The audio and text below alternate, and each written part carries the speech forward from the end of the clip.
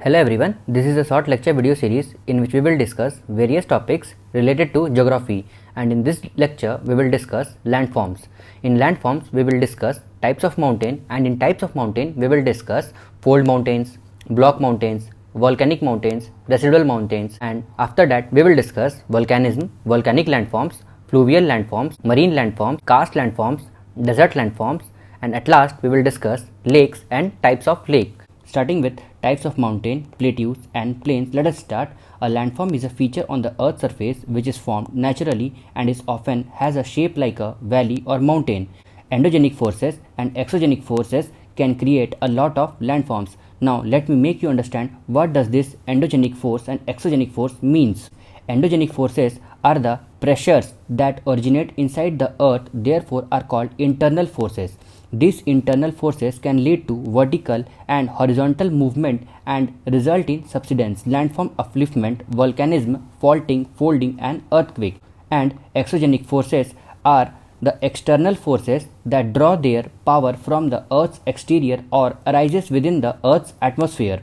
Exogenic processes are direct result of stress induced in earth's material due to various forces that come into existence due to sun's heat.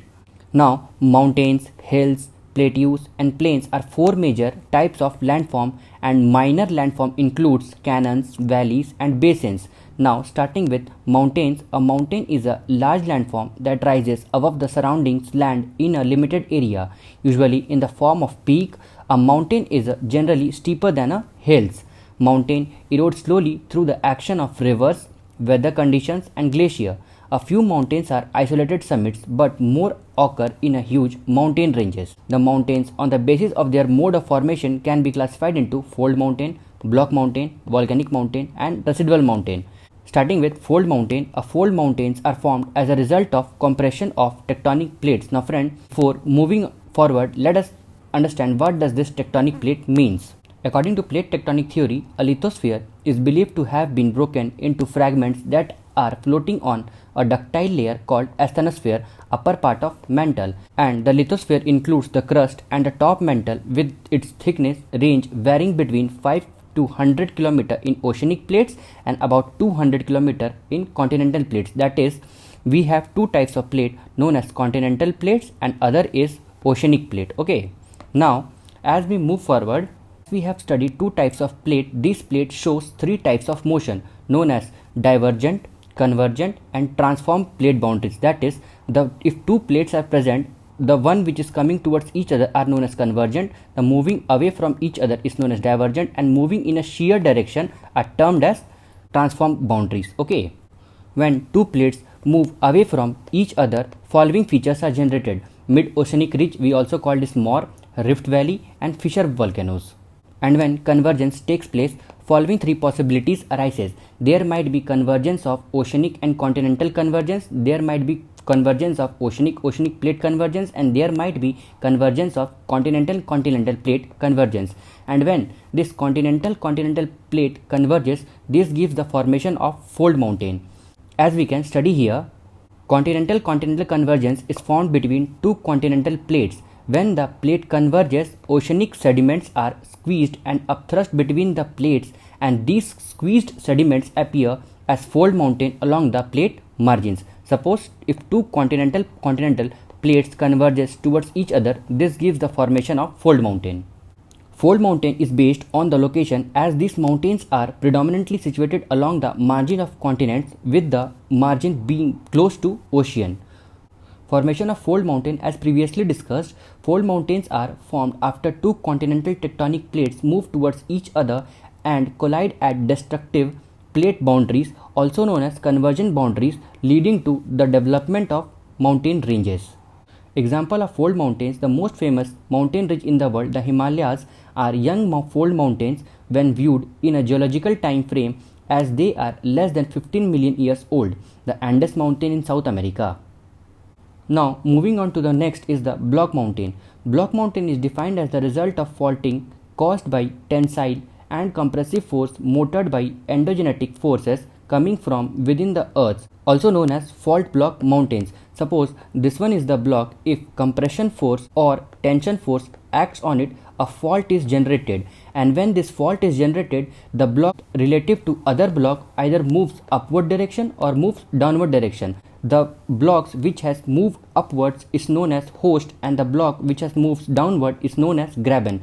It has been written over here, the block mountains are caused by the fault in the crust, a plane where rocks have moved past each other. When the rocks on one side of the fault rises relative to other, it can form a mountain. The uplifted blocks are block mountains or host, and the intervening dropped blocks are termed as graben, as explained over here. Now moving on to the next is the volcanic mountain. As the name suggests, volcanic mountains are formed by volcanoes. Volcanic mountains are formed when molten rocks, magma, deep within the earth erupts and piles up the surface. Magma is called lava when it breaks through the earth's crust. When the ash and lava cools, it builds as a cone of rock. Rock and lava pile up layer on top of layer. Types of volcanic mountains are cinder cone mountain, shield volcanoes, a stratovolcano, or composite volcano. Cinder cone mountains are made up of material blasted out that rains back down. They don't usually grow too large. Shield volcanoes are built up by many lava flows of low viscosity lava. Low viscosity means that it flows more easily. The lava can flow for dozens of kilometers, and the volcano can be very wide. A stratovolcano or composite volcano is made up of many layers of ash, rocks, and hardened lava. Some of the largest, most impressive volcanoes in the world are stratovolcano. Formation of volcanic mountains such as volcanic activity is also seen in ocean, wherein the build-up of volcanic matter continues for years together and finally result in the formation of island when it breaches the ocean surface. Example of volcanic mountain are Mount Fuji in Japan and Mount Vesuvius in Italy. The Mount Fuji in Japan, famous symbol for Japan, last erupted in 1707, and Mount Vesuvius in Italy was buried under its eruption in year 39. The following things which have been discussed above can be explained with the help of example. Suppose this one is the lava which haven't come outside the surface of the earth is termed as magma. As it will come out on the surface of the earth, it will termed as lava. The pipe through which volcanic lava comes out can be termed as cinder cone, and this inactive volcano fumaroles which haven't erupted but might erupt. Now moving on to the next is the residual mountain. A residual mountain are those mountains that has been eroded by the agent of degradation such as winds, rains, forest, and running water. The hard rock that are left behind are called residual mountains. Formation of residual mountains are formed from already existing mountains that are lowered or reduced by agent of denudation such as running water, ice, and winds. The Aravalli mountain and the Parasnath mountain of Jharkhand belongs to this type. Example of residual mountains are the Nilgiri hills, the Parasnath hills, Rajmahal hills, and Aravalli range. Now let us discuss the next topic, that is plateau. A plateau is a flat top tableland, as can be seen from this diagram. The Deccan Plateau in India is one of the oldest plateaux. On the basis of their geographical location and structure of rocks, the plateau can be classified as intermountain plateau, Piedmont plateau, continental plateau, volcanic plateau, dissected plateau. Now let us discuss this following plateau in brief manner. The plateau which are bordering the mountain ranges, generally fold mountain or are partially or fully enclosed with them, are intermountain plateau. Intermountain plateau are the highest in world. Example of intermountain plateau are the plateau of Tibet is an example, which is surrounded by the fold mountain like the Himalayas, the Karakoram, the Kulun, and the Tian Sha. Now moving on to the next is the Piedmont Plateau. The plateau which is situated at the foot of mountain and is locked on the other side by the plains or sea, ocean, is called as a Piedmont Plateau. Example of Piedmont Plateau are the Malwa Plateau. Now moving on to the next is the continental plateau. They are formed either by extensive continental upliftment or by the spread of horizontal basic lava, less viscous sheets completely covering the original topography.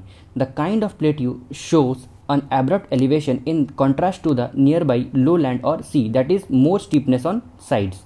Example of continental plateau are plateau of Maharashtra is the example of continental plateau. Volcanic plateau. A volcanic plateau is formed by numerous small volcanic eruptions that slowly build up over time, forming a plateau from the resulting lava flows.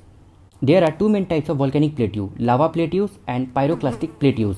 Lava plateaus are formed by highly fluid ballistic lava during numerous successive eruptions through the numerous vents without violent explosion, and pyroclastic volcanic plateau are produced by massive pyroclastic flows, and they are underlain by pyroclastic rocks. Now moving on to the last is dissected plateaus.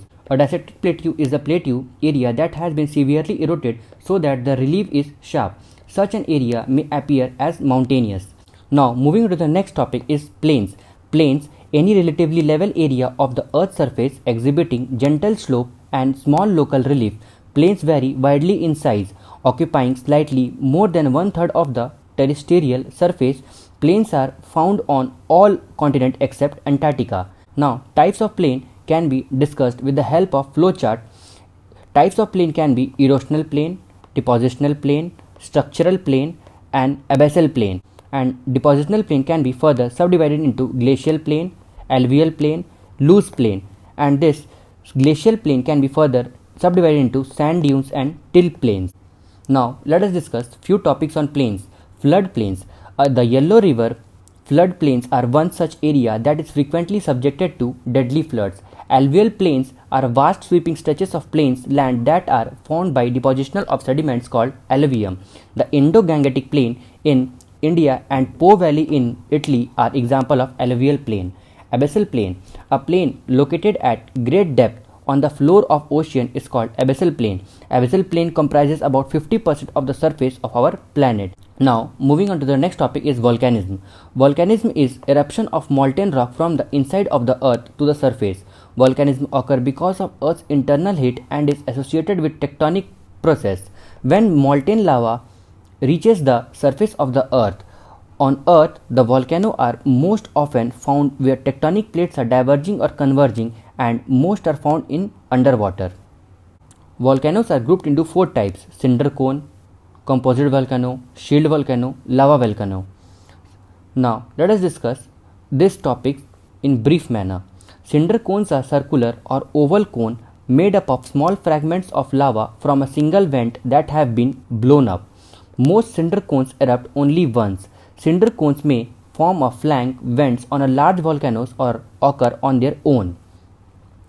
Composite volcanoes are steeper sides volcano composed of many layers of volcanic rocks, usually made from high viscosity lava, ash and rock debris. Composite volcanoes are made up of cinders, ash and lava.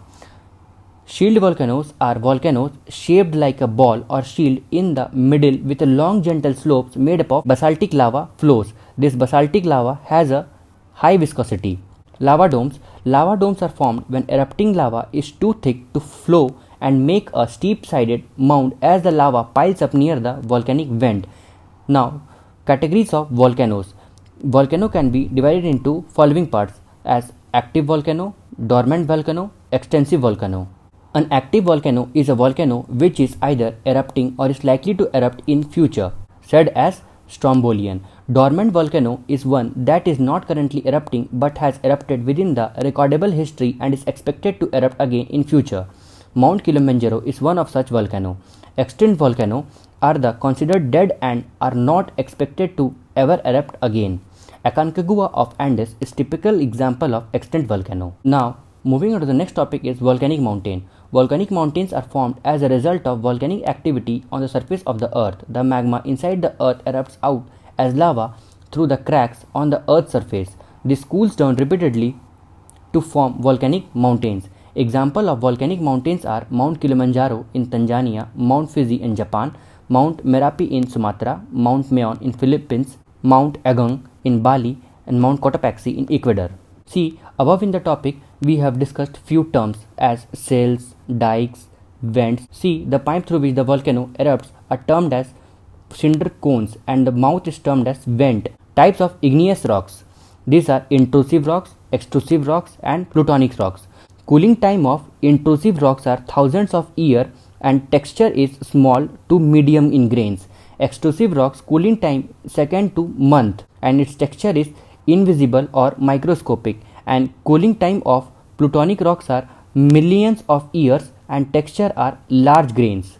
Now few terms related to volcanoes as batholiths. Batholiths are cooled portion of magma chamber. It is large body of magmatic material that cools in deeper depth of crust molds in form of large domes. They appear on surface only after the denudation process eliminate the overlying material. These are granitic bodies.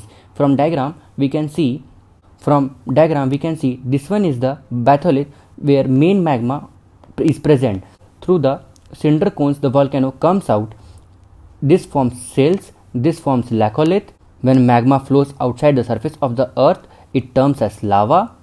Laccolith. They are large dome-shaped intrusive bodies with the level base and linked by pipe-like channels from below. It bears a similarity to surface volcanic domes of composite volcano, only these are located at deeper depth. It can be considered as localized source of lava. The Karnataka plateau is patterned with dome hills of granite rocks.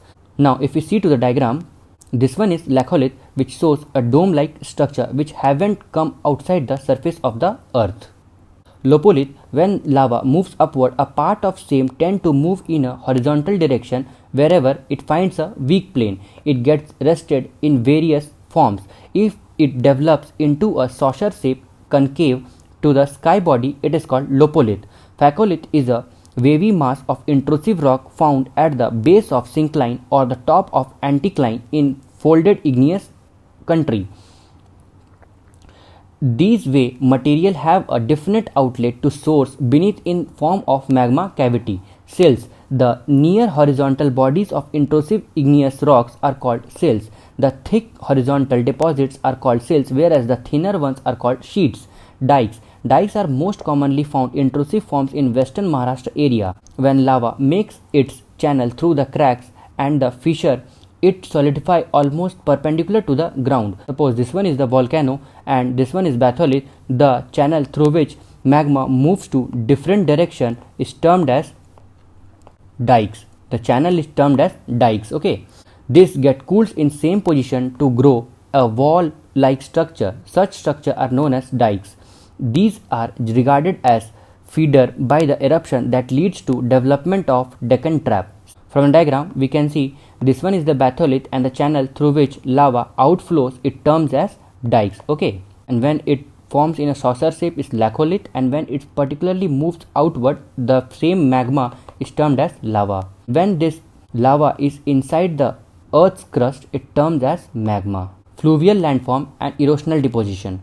Fluvial landforms are those generated by running water, mainly river. Various aspects of fluvial erosive action includes hydration, corrosion, attrition, corrosion, downcutting, lateral erosion, headward erosion, hydraulic action, braiding. Now friends, UPSC has often asked what does this keyword means. Okay, so we should have a one-liner on this. Chemical action that leads to weathering. Attrition, it involves wear and tear of transported material among them when they roll and collide into one another. Corrosion or abrasion, solid river load striking against rock and wear them down. Downcutting, the erosion of the base of a stream. Downcutting leads to valley deepening. Lateral erosion, the erosion of valley of a stream leads to valley widening. Headward erosion, erosion at the origin of stream channel which causes the origin to move back away from the direction of stream's flow and so causes the stream channel to lengthen. Hydraulic action, it involves mechanical loosening and sweeping away of material by river water. It occurs mainly by surging into the crevices and cracks of rock and disintegrating them. Braiding, the main water channel splitting into multiple narrower channel.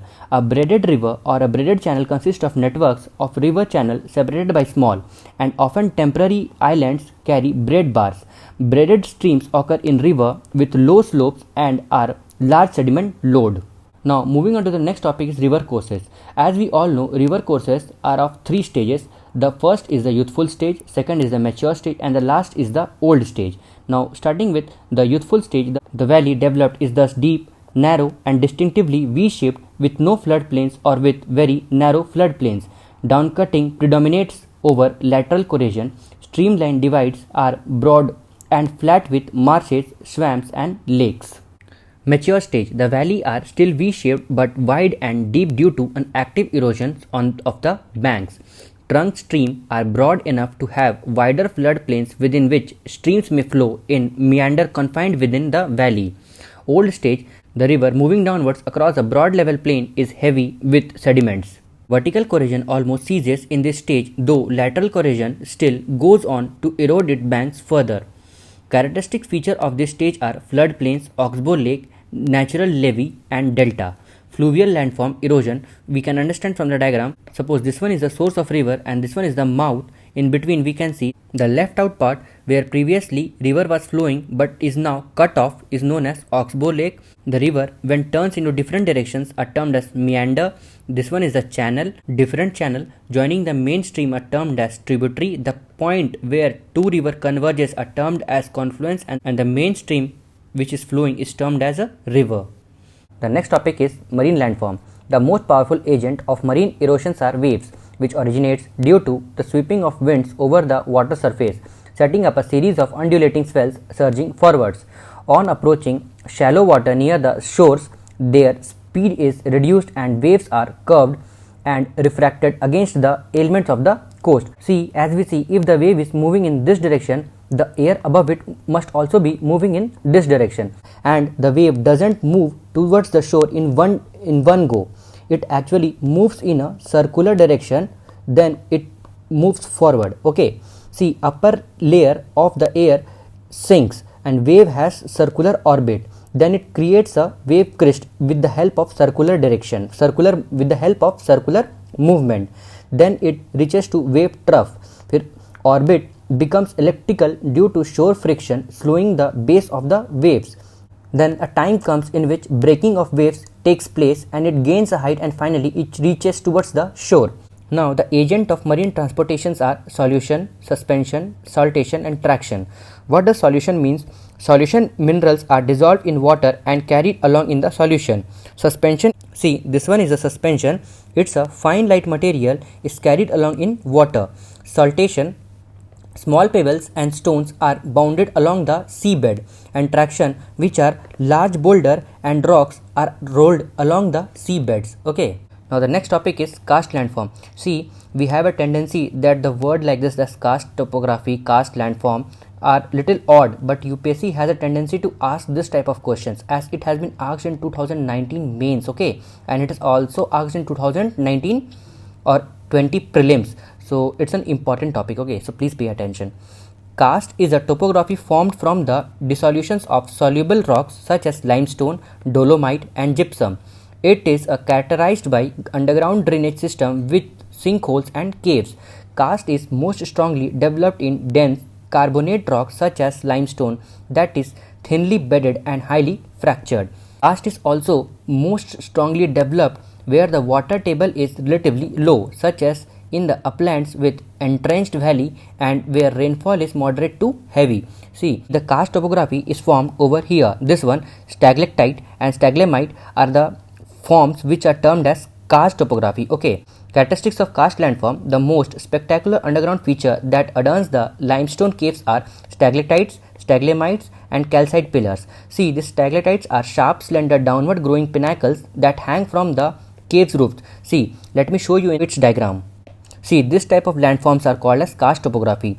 The forms which are hanging from the ceilings are known as stalactites, and the landform which has been generated from the base of the caves are known as stalagmites. Okay. Now moving into the lecture, when moisture drips from the roof, it trickles down the stalactites and drop to floor where calcium is deposited to stalagmites, which are shorter, flatter and more rounds. Over a longer period, the stalactites, this stalactites hanging from the roof is eventually joined to stalagmites growing from the floor to form a pillar, which leads to formation of a pillar. Okay. Now, deposition landform of karst topography, stalagmites and halagmites. A stalagmite is a type of rock formation that rises from the floor of a cave due to accumulation of material deposited on the floor from the ceiling dripping. It is an upward growing mound of mineral deposit that have precipitated from the water dripping onto the floor of a cave. Ones that extend horizontally or diagonally from stalagmites are known as halagmites. Cave pillar, the combination or fusion of stalactites and stalagmites from the pillar. The diameter of pillar vary. Human activity of karst region. Karst region are often barren and at best carry a thin layer of soil. The porosity of rocks and absence of surface drainage making vegetative growth difficult. Hence, limestone can usually support only poor grasses. Now moving on to the next topic is desert landform. A desert is a barren area of landscape where little precipitation occurs. Consequently, living conditions are hostile for plants and animal life. The lack of vegetation exposes the unprotected surface of ground to process of denudation. See, these are the deserts situated around the world. In Australia, we have Great Sandy, Great Victoria Desert, in Gobi Desert in China, South America, Atacama Desert, Patagonia Desert, Sahara Desert in Africa, Namibia Desert. Types of desert: Hamada, Reg, Stony Desert, Erg Desert, Badlands. See, you can understand this all keywords with the help of diagram. Hamada are considered as this region, and the region with very fine particles are known as erg or sandy desert. Badlands are the region with few grasses are present, and stony deserts are where fine particles are not present, rather stones are present. Okay, and mountain deserts are those regions where small mountains or large mountains are present without any vegetation. Hamada. As seen in diagram, Hamada consists of large stretch of bare rocks swept clear of sand and dust by the wind. Exposed rocks are thoroughly smoothed, polished and highly sterile. Reg or stony desert composed of extensive sheets of angular pebbles and gravels which the wind is not able to blow off. Stony deserts are more accessible than sandy deserts and large heads of camel kept there. Erg or sandy deserts, also known as sea of sand, winds deposit vast stretch of undulating sand dunes in the direction of winds. Badlands consist of gully and riverine formed on hill slopes and rock surface by the extent of water action, not fit for agriculture and survive, and badlands finally leads to abandonment of entire region by its inhabitants. Now the last, which is mountain desert which are found on highlands such as on plateaus and mountain range where erosions has dissected the desert highland into rough, chaotic peaks and uneven ranges. Their steep slopes consist of wadis, dry valleys, with sharp and irregular edges carved due to action of frost. Now moving on to the next topic is lakes and type of lakes.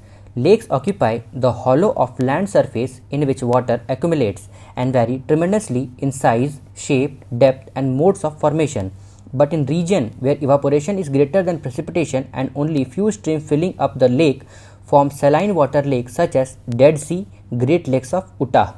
See, lakes can be understood with the help of diagram. See, this one is the volcanic lake, this one is Oxbow Lake, this one is Oxbow Lake, this one is a tectonic lake, glacial lake, artificial lake and oasis. Now starting with tectonic lake, due to rapping, bending and fracturing of earth crust, tectonic depression occurs which give rise to lake of immense size and depth.